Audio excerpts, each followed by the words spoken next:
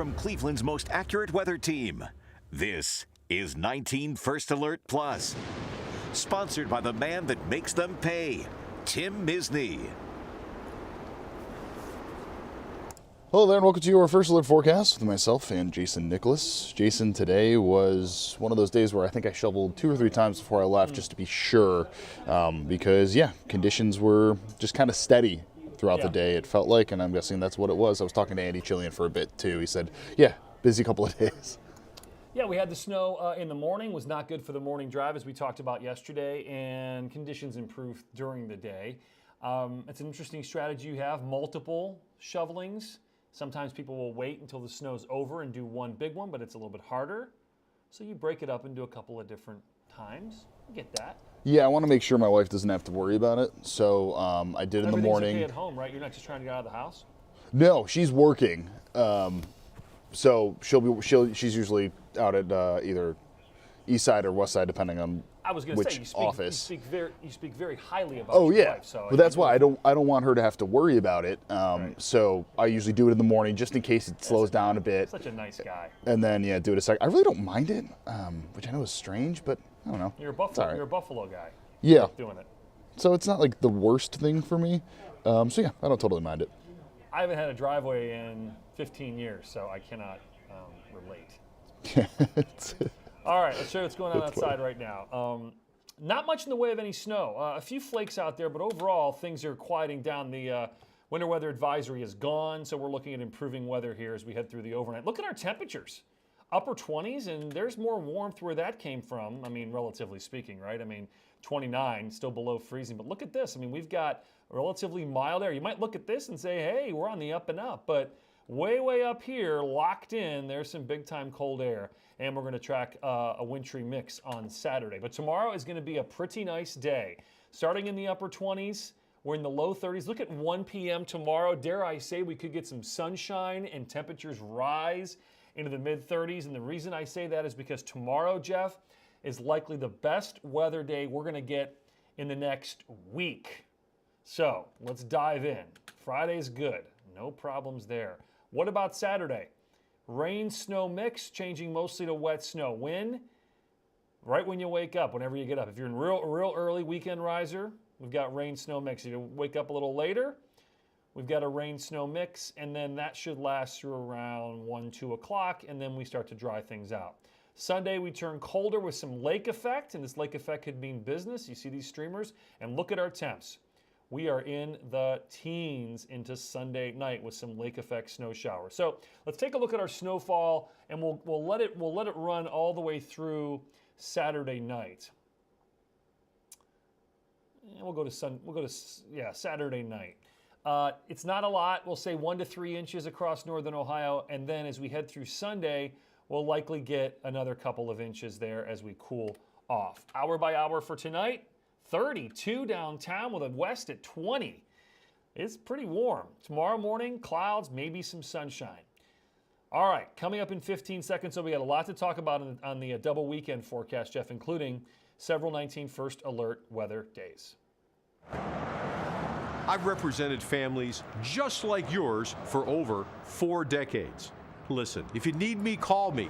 You know I'll be there for you, and I'll make them pay. In the meantime, I'll keep an eye out for you. So again, tomorrow's a pretty good day. Breezy, mid-30s. Then there's that wintry mix on Saturday, mainly snow, a couple of inches. Colder on Sunday, scattered lake snow showers, teens, and then the big cold heading out Monday and Tuesday here, and even into early Wednesday as well. We are looking at temperatures potentially from Sunday night all the way to perhaps Thursday morning of single-digit temps. So that is a big deal to have that kind of cold, at least for 1, 2, into 3 days. It's not until Thursday afternoon, maybe Thursday morning, we start to warm things up a little bit. We've got multiple days there where we could be at or below zero. With the wind chills, all bets are off. We've seen some models go as low as minus 30. I think that might be stretching it. And we've had models running between 10 and 15 conservatively, so below zero. wind chill. Yeah, I know you and Tiffany Tucker were talking about during one of the breaks some of the temperatures when schools would close. I mean, this is obviously right in that zone. Yeah, 15 below normally is what I've grown to learn. I don't think there's a written rule, but I know enough people, school administrators over the years working here in Cleveland, and kind of that threshold that I notice depends on the school district, though, really does, and how urban it is, how many kids have to walk to school versus folks in the country. Those thresholds are different, but generally speaking, once we hit 10 below or certainly up to 15 below, we start to introduce the real good chances of school closing. So Monday is a holiday, MLK Day. It's no school anyway, but I would suspect that I don't think anybody goes to school on Tuesday. Or Wednesday. I mean, there might be some, but I would think the vast majority of schools will be closed Tuesday and Wednesday, especially Tuesday. Helps that we have the holiday on Monday in case that would need to happen, but yeah, obviously. And Monday probably would be no school either because the winds will be the worst on Monday, and then the winds will subside and the air temperatures plummet Tuesday, Wednesday. Jason, anything else before we let you go? No, this will rival. As far as cold temps, it'll rival what happened in 2013, 2014 when we had a lot of below zero nights.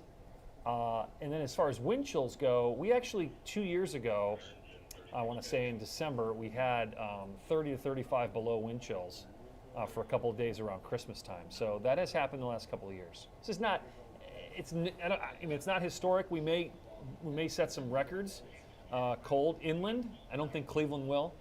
Remember, Sunday, by the way, is on January 19th, and that is the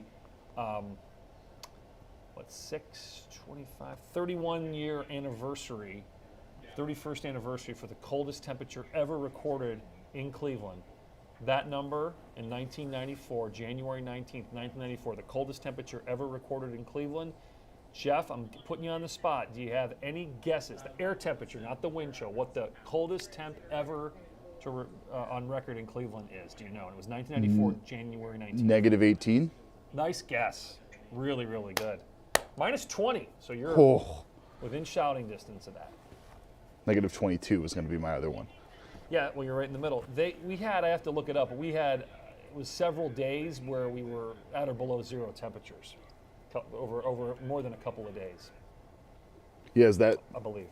Are we approaching the coldest stretch that you remember in quite a bit of time here? I mean, just in your memory. 2013, 2014 is probably the one off the top of my head I'd have to look back and see. But it's been a while since we've had a high temperature in the single digits in Cleveland. I looked back 5 years, didn't find it. So it's been a while.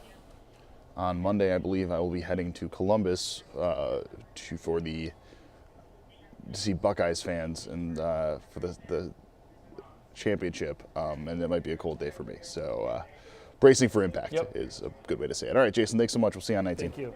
And that is it for your First Alert Forecast. 19 News, 10 o'clock WUAB, 11 o'clock CBS. We will see everybody there.